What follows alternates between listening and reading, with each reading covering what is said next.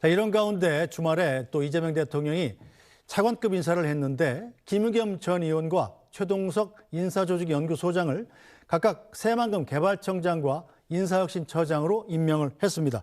자, 양만희 논설위원. 네.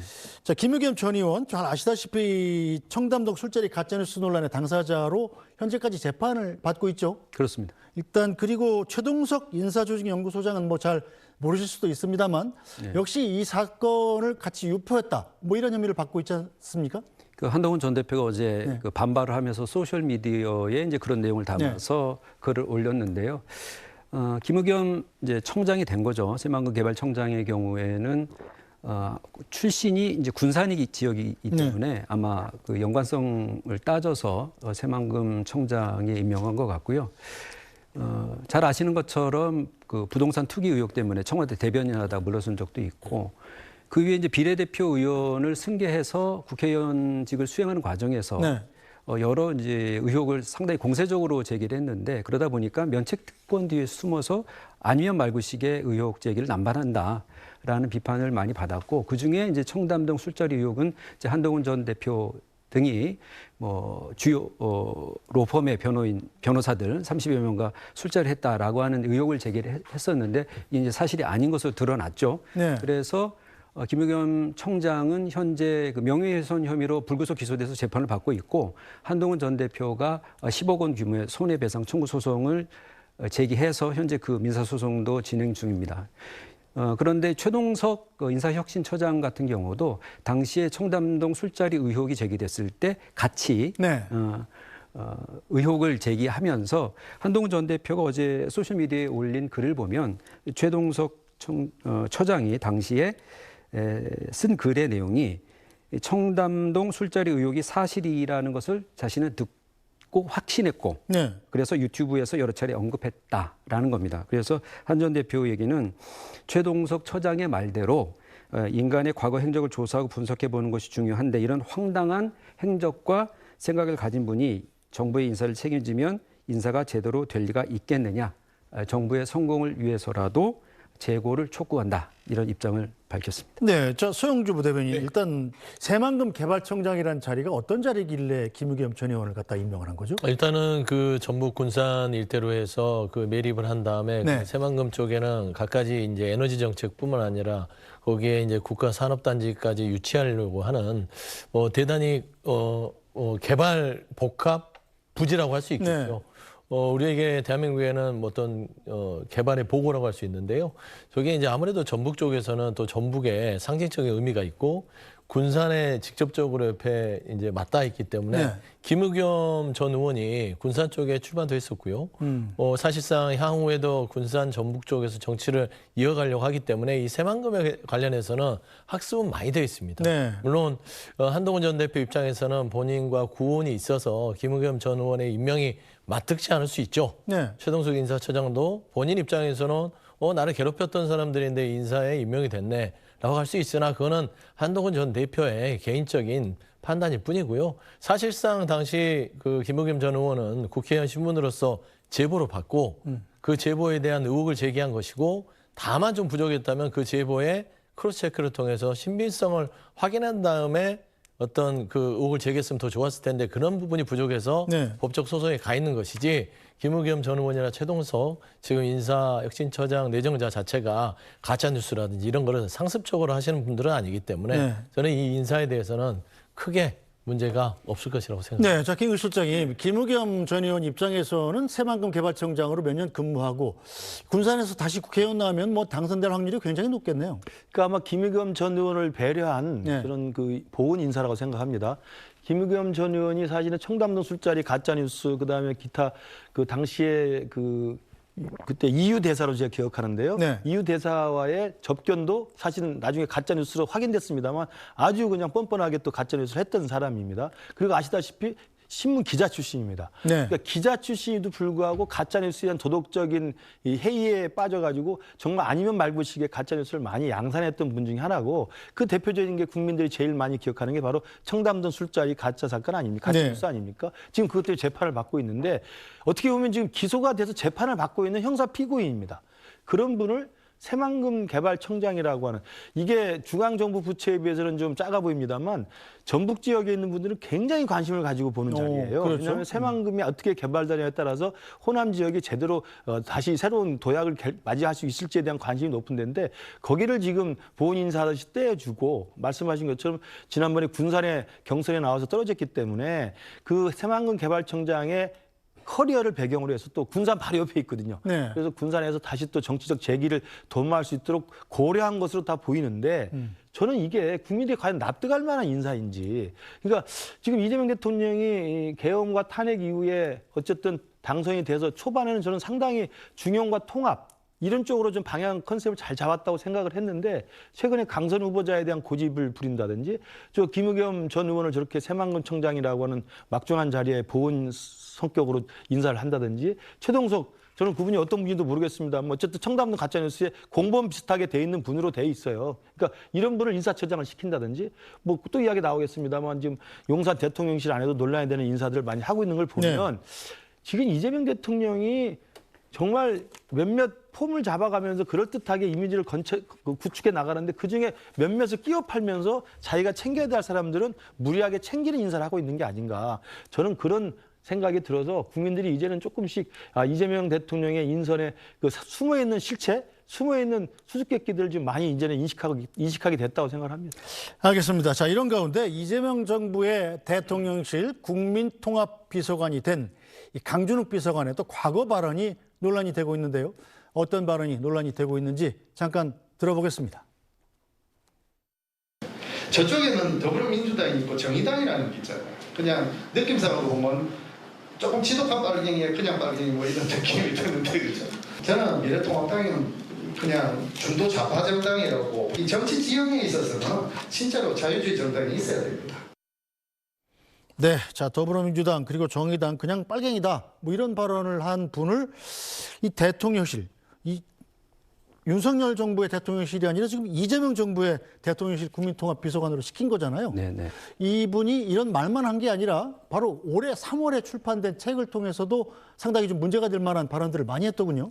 그러니까 이 논란을 정확하게 이해하기 위해서 이 강준욱 비서관이란 분이 어떤 인사인지 또 이 국민통합비서관이 어떤 자리인지를 먼저 설명드리는 게 좋을 것 같은데요. 그러니까 경청통합수석실이 생겼고 그 아래 이제 국민통합비서관이 있는 겁니다. 네. 국민의 여론을 들어서 국민통합을 위해서 필요한 일들을 찾아 하는 거죠. 그래서 최근에 이재명 대통령이 4대 참사 유가족들 만난 적 있지 않습니까? 네. 그러니까 그런 행사를 이제 관여하는 그런 비서관인데 처음 인사가 났을 때 지난 일주일 됐습니다. 임명된 지. 그 기사를 찾아보면 올해 4월에 박정희 전 대통령의 정신을 교육한다는 박정희 아카데미에 내빈으로 참석한 적이 있더라고요. 네. 그래서 좀 보수적 인사 같은데 좌우 통합을 위해서 이런 인사를 한 것 같다. 그러니까 2020년 저 유튜브 영상도 인사 검증 과정에서 걸러졌는지 모르겠습니다만 여하튼 저렇게 우파적인 물론 이제 진보 성향이 있는 분들은 저건 말도 안 되는 주장이다라고 하고 있기는 합니다만 저런 시각이 있는 건 현실이니까요. 이런 인사를 이제 국민통합비서관으로 임명한 것 같은데 문제는 올해 3월에 낸 책 야만의 민주주의라는 책에서 지난해 있었던 비상계엄에 관해서 자신의 의견을 피력을 했는데 그 내용이 사실상 헌재 탄핵 심판 과정에서 윤석열 전 대통령과 변호인들이 얘기했던 것과 거의 같습니다. 판박입니다. 그러니까 내용을 소개해드리면 12상 비상계엄을 두고선 국민에게 상황의 답답함을 알리는 방식으로 선택한 것이다. 정부가 일을 할 수 없을 지경으로 손발을 묶는 의회 다수당의 횡포를 참을 수 없어서 실행한 체계적 행동이었다고 두둔을 했고 또 하나 대통령의 권한인 계엄 선포를 내란으로 몰아가는 것은 계엄은 즉 내란이라는 프레임의 여론 선동이다 이렇게 주장을 했고 또 이 계엄으로 인해서 죽거나 다친 사람이 없지 않느냐 그래서 대통령의 행동 방식에 책임질 부분이 없다라는 이제 무죄라는 취지로 언급을 했고 또 계몽령이라는 주장에 대해서도 두둔한 바가 있습니다. 또 이재명 대통령에 대해서도 그가 만약에 대통령이 된다면 강력한 공포의 전체주의적 독선적 정권이 될 것 같다는 불안감이 매우 크다 이렇게 얘기를 했습니다. 그러니까 그 이전의 입장 사상 철학이야 자유로울 수 있겠습니다마는 비상계엄에 대해서 저런 입장을 밝힌 사람을 네. 내란 종식을 여전히 국정의 화두로 삼고 있는 이재명 정부에서 대통령의 비서관으로 두는 것이 과연 적절한가? 포용할 수 있는 선을 넘어선 것이 아니냐라는 얘기가 여권에서 나오는 상황이죠. 네, 저 소영주 부대변인, 네. 이 비서관이라는 자리가 네. 우리가 잘 몰라서 그렇지 굉장히 높은 자리잖아요. 그렇죠. 그런데 저런 주장을 하시는 분, 특히 저서를 통해서 올해도 안 됐어요. 올해 3월에 낸 저서를 통해서 저런 주장을 하시는 분을 왜 대통령실에 비서관으로 임명을 한 거죠? 그래, 저도 궁금합니다. 누가 추천을 했고, 누가 인사검증을 했고, 이 자리에 대해서 대통령에게 어떤 뭐 장점을 설명을 했으니까 임명하지 않았겠습니까? 근데 사실상 겉으로 드러나는 것뿐만 아니라 그가 가지고 있는 사상, 특히 말로 하는 거야 사과하면 되지만 책에 담았잖아요. 책에 담는다는 거는 확신한다는 것이라고 저는 보이거든요. 뭐 야만의 민주주의에서 보면 네. 저는 사실 국민 통합에 어울리는 사상을 가진 어떤 적임자는 아니다. 사실 이 헌법이라는 테두리 내에서 용인될 수 있는 표현의 자유가 있는 것인데 사상의 자유도 있는 것이고, 근데 내란에 대한 부분들을 버젓이 다 이게 정당했고, 그다음에 야당이 발목 잡아서 비상계엄을 할 수밖에 없었고, 그리고 아무도 다치지 않았으니까 네. 윤석열 전 대통령을 처벌해서도 안 된다. 그리고 이재명 정부가 잡으면 독재 거의 전제주의 국가가 된다. 이런 식의 어떤 책을 편찬을 했던 분입니다. 네. 그러면 이거는 지금 이재명 정부가 하는 내란 종식 청산에 대한 국정기조와 반하는 것이고, 청산의 대상을 지금 국민통합비서관에 앉혀놨어요. 이건 통합인사라고 볼 수 없는 것이고, 네. 사실 전환길 씨를 여기 앉혀놓은 거랑 뭐가 다릅니까? 그렇죠. 제가 그래서 저는 이 부분은 사실 본인 스스로 자진 사퇴를 하는 것들이 옳지 않으냐. 저는 인사 시스템에 무슨 문제가 생긴 것 같다라는 생각을 할 만큼 굉장히 잘못된 인사다. 네. 김 시장 보시는 어떠세요? 이 소영주 부대변인 말대로 전환기 씨를 차라리 국민통합비서관에 임명을 했으면 훨씬 더 화제는 됐을 것 같다는 생각도 듭니다. 그랬으면 우리 당에 좀 우왕거리도 좀 없어질 것 같은데요. 뭐 그건 사실은 뭐 있을 수 없는 상상인 것 같고요.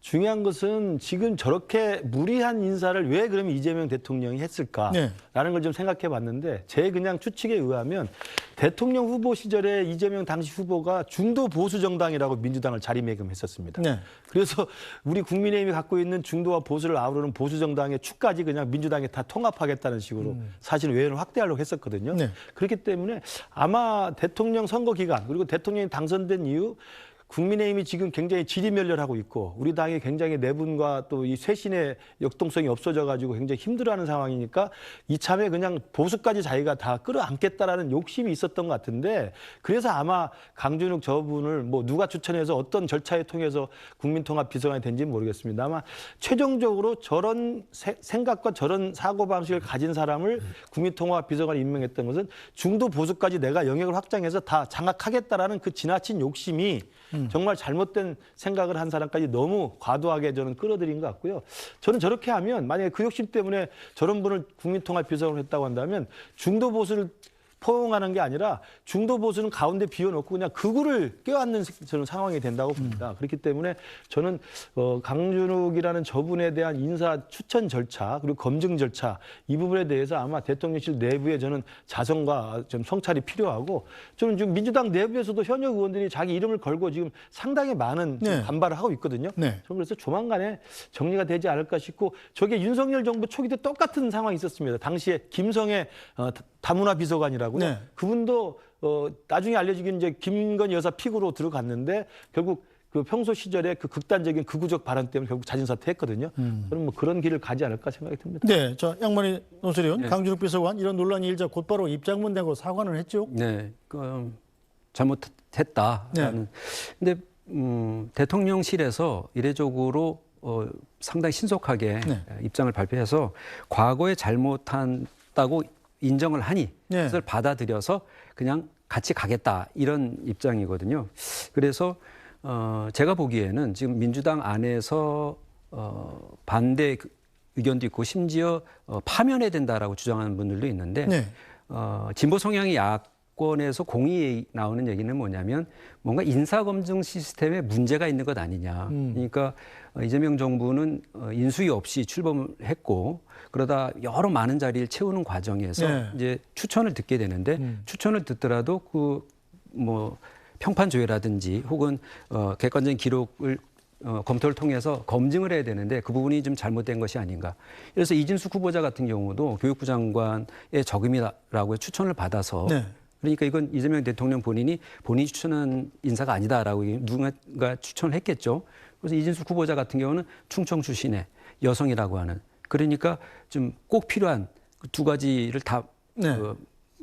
조건이 있죠. 맞는 예. 그런 인사라고 해서 발표를 했을 텐데 결국은 여러 가지 도덕적인 문제뿐만 아니라 교육부 장관 후보자로서 갖춰야 될 기본적인 소양도 부족했다라는 것이 청문회에서 드러나서 여당 여당 의원마저도 실망스럽다 이렇게 얘기를 한 건 아닙니까? 그러니까 그런 부분 어떤 인사검증 시스템의 불비 때문에 이런 인사들이 있다고 보고 대통령실에서는 인사검증 시스템을 좀 다시 한번 재점검해야 되는 그런 상황인 것 같습니다. 네, 뭐 이런 강준욱 비서관의 사과에도 불구하고 자, 민주당 내에서는 자진 사퇴 요구가 잇따라 나오고 있습니다.